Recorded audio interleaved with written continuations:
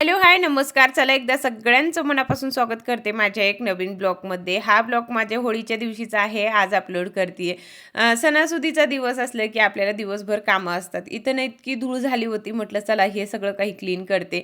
मला ना एक दिवस अगोदरच मी सगळं आवरून ठेवत असते, पण कधी-कधी ना होत नाही आपल्याकडून. तर हे सगळं काही म्हटलं चला आता आवरून घेते. पहिले तर मस्त टीव्ही त्यानं भजन लावले आणि त्याच्यानंतर आहे ना कामाची सुरुवात होते. आणि एक आपलं मन पण कामात लागतंय. मला तर तसंच होतंय. मी नेहमी ना टीव्हीमध्ये थोडंसं काहीतरी असं लावते, की आपलं मन पण लागायला पाहिजे आणि काम पण पटापट व्हायला पाहिजे.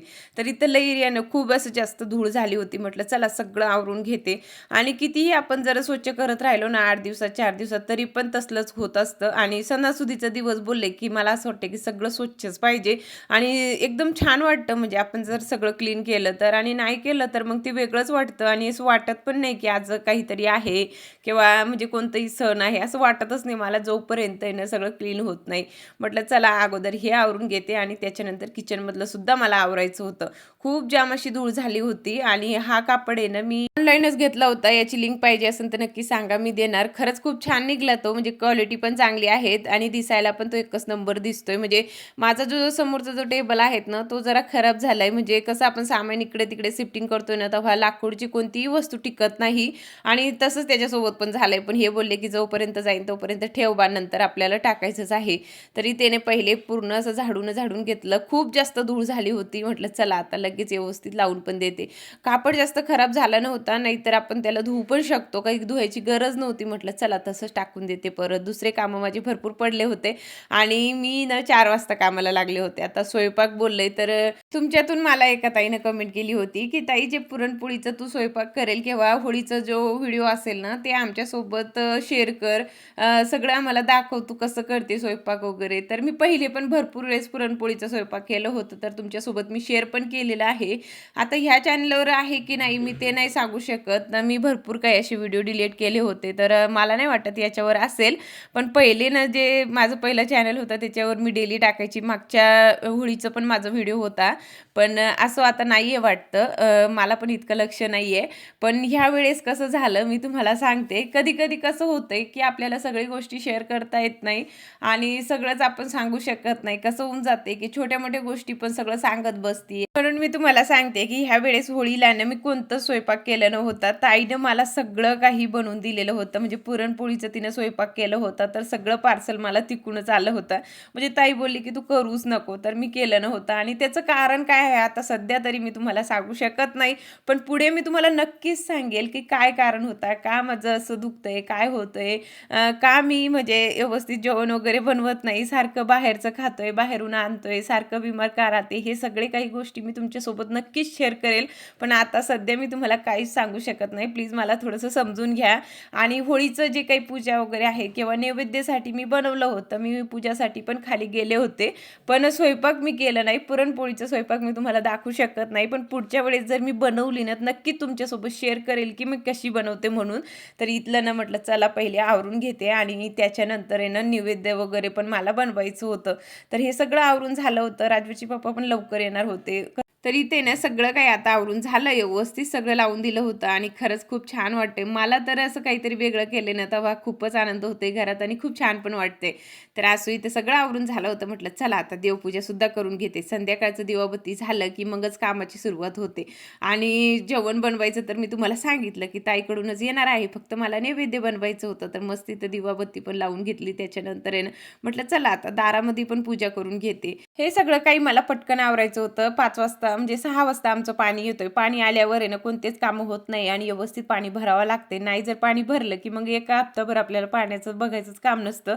आणि म्हणून आहे ना सगळे ड्रम वगैरे काही सगळे भांडे मी भरून ठेवत असते. तर म्हटलं चला एकदा देवपूजा करून घेते. पाणी भरायला लागले, की खूप जास्त उशीर होऊन जाईन आणि संध्याकाळचंच आपण जेव्हा दिवस माळतोय तेव्हाच आपली घरातली पूजा झालीच पाहिजे. अशी माझी मम्मी नेहमी मला म्हणत असते, की पहिले पूजा करायला पाहिजे. तर इथं मी पाणीसुद्धा भरून घेतलं होतं आणि त्याच्यानंतर इतकं वल्ल चालव होतंय ना घरात, नळीनं पण पाणी भरलं ना आपण पाईपनं, तरी पण माझ्याकडून पाणी सांडतंच आणि मग ते सगळं काही ओलं झालं होतं ना. म्हटलं चला सगळं पुसूनच काढते एकदा. पूर्ण घर स्वच्छ एकदम असं पुसून काढलं आणि हे बघा याचं मधामधात करणं चालू असतं. लादी पुसलेली असली तरी तर पाय तसेच हे करतोय. तरी त्याने सगळे हातानं मी आज लादी पुसली होती, म्हणजे कापडनंच पुसते सॉरी, पण पोछा वगैरे असतं ना ते लांबचं ते मी त्यांना पुसत नाही. एखाद्या वेळेस मला असं वाटतं की असं पुसलं ना तर खरंच खूप स्वच्छ आपली लादी निघत असते. आणि एका ताईनं मला विचारलं होतं की ताई म्हणजे मी काय करू मला समजेना, म्हणजे मला सगळे असेच करतात, माझे जवळचेच मला चांगलं बघत नाही, माझे नातेवाईक चांगले नाही, असं त्यांची कमेंट होती. मी लावली पण असती पण चांगलं वाटत नाही सगळ्यांच्या समोर असं. तर मला ना म्हणजे तसलं काही बोलायचं नव्हतं. मी कोणाला असं म्हणजे सांगत बसत नाही की मला खूप समजते किंवा मी खूप हे आहे समजदार आहे किंवा खूप काही मला माहिती, असं नाही मी सांगत आहे तुम्हाला. पण कुठे ना कुठे मला काय वाटतं माहिती का, माझ्या अनुभवमधून मी तुम्हाला शेअर करत असते सगळी गोष्टी. तर मला वाटलं की त्या ताईला सांगायला पाहिजे की आपले जे रक्ताचे नाते असतात ना ताई, तर कितीही आपले म्हणजे थोडंसं होतंय, कोणतंच घर असं नाही आहे, कोणतेच नातेवाईक असे नाही आहेत की त्याच्यामध्ये कुरबुर होत नाही. सगळीकडं होतात. पण रक्ताचे नाते असे असतात ना, तर आपल्याला थोडंसं जरी त्रास झालाय ना, तर ते आपल्याला लगेच म्हणजे खूप हे करतात आपल्यासाठी. त्याचं खूप जीव असतं आपल्यामध्ये. पण कुठे ना कुठे आपण पण चुकतो. आपण पण काही ना काही उलट-सुलट बोललं की त्याच्या मनाला लागतंय आणि आपल्याला ते दिसत नाही. स्वतःची पाठ कधीच कोणाला दिसत नाही. मी माझ्यावरून सांगते. पण एखाद्या वेळेस ना आपण ते विचार करून बघायचं की आपण पण कुठेतरी चुकतोय, समोरचं चुकत नाहीये. आणि कधी पण आहे ना ताई असं विचार करून घ्यायचं नाही की म्हणजे आपले कोणी नाही, आपलं कोणीच नाही ह्या जगात, आपण एकटंच आहे, तसलं विचार करायचंच नाही. आपल्याला जर थोडंसं त्रास झालाय ना तर ते धावत येतात, इतकं लक्षात ठेवा ताई. आणि आपण काय करतो माहिती का, आपलं इगो किंवा आपल्या मनात इतकं हे असतं ना, तर आपण कधी झुकत नाही. पण कधीतरी ना समोरून बोलून बघायचं किंवा स्वतःचं पण बघायचं की आपण पण चुकलंय, तर त्याला पण सांगायचं हो माझी पण चुकी होती. तर त्याच्यामध्ये ना आपले नाते अजून जुळत चालतात आणि आपल्यासोबत काहीच जात नाही हो. फक्त इतकं आहे की म्हणजे आपण जितकं प्रेमानं राहणार किंवा जितकं आपण चांगले राहणार तेच आपल्यासोबत जात असतं आणि आपलं तेच नाव पाठीमागं पण निघत असतं. मला तर हेच शिकायला भेटले. इतक्या वर्षापासून आहे ना मी माझ्या नातेवाईक आहे किंवा कोणीही असू द्या, आमच्यामध्ये इतके भांडणं वगैरे असं काहीच होत नाही. एकमेकाला सगळे समजून घेतात आणि जर मला थोडंफार पण त्रास झालं, आता मी सगळ्यापेक्षा लहान आहे, म्हणजे माझा भाऊ लहान आहे माझ्यापेक्षा, पण म्हणजे आहे कुटुंबामध्ये. तर मी जर जास्त पण चिडचिड केली ना, तर मला ते समजून घेतात. पण कधी पण मला असं वाटतंय की मी चुकत आहे, मी चुकीचं करतेय आणि ते मोठे असून आपण त्याला वाईट बोलतोय, तर मला कधी पण असं वाटलं ना, तर मी लगेच कॉल करून बोलून पण घेते की माझं चुकलं, मीच तुला अशी बोललेत. असं जर आपण त्याला बोललो ना, तर त्याच्या पण मनात असं वाटतंय की याच्या मनात काही राहत नाही, ही डायरेक्ट आपल्याला लगेच कॉल करून पण बोलते. तर ते कधीच आपलं ना म्हणजे वाईट वाटून घेत नाही आपण बोललं पण तरी. एखाद्याचा स्वभावच तसा असतं की ती डायरेक्ट तोंडावर बोलत असतात आणि एखाद्याचा स्वभाव असं असतं की ते मनात ठेवतात. तर माझं कसं आहे माहिती का, मी तुम्हाला माझं सांगते की मला ना बडबड करायची सवय आहे. मी जे काही माझ्या मनात असतं ते सांगून देते आणि नंतर मला स्वतःच वाटतं की आपण वाईट बोललो म्हणून.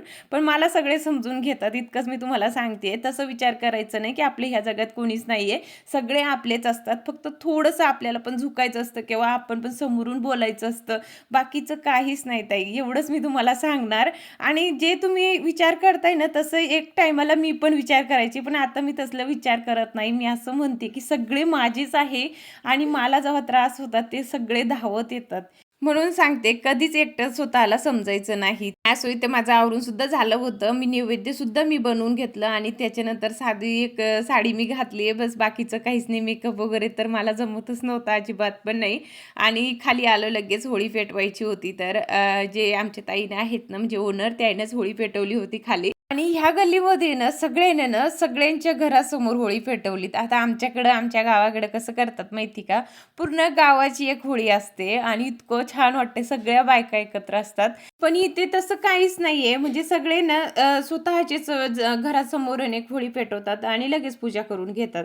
तर असं सगळ्या वेगवेगळ्या परंपरा असतात, वेगवेगळ्या पद्धतीनं करतात. तर घरी आले त्याच्यानंतर ताईनं पण डब्बा मला पाठवलाच होता. आता फक्त आम्हाला जेवण करायचं होतं. सगळे ताटं वगैरे लावलेत आणि पुरणपोळीचं स्वयंपाक दुसऱ्याच्या हाताचं बोलले तर एक घास आपण एक्स्ट्राचं खातो. माझं तर तसंच आहे. कोणी जर आपल्याला बनवून दिलंय तर ते जास्तच जात असतं. तर इथे मस्त सगळ्यांनी जेवण केलं आणि त्याच्यानंतर आहे ना फक्त आता भांडे घासायचे होते आणि किचन ओटा घासायचा होता. सगळं माझे कामं आता आवरून झाले होते. तर चला आता इथेच मी एंड करते. भेटूया आता आपण उद्याच्या ब्लॉगमध्ये. तर चला बाय.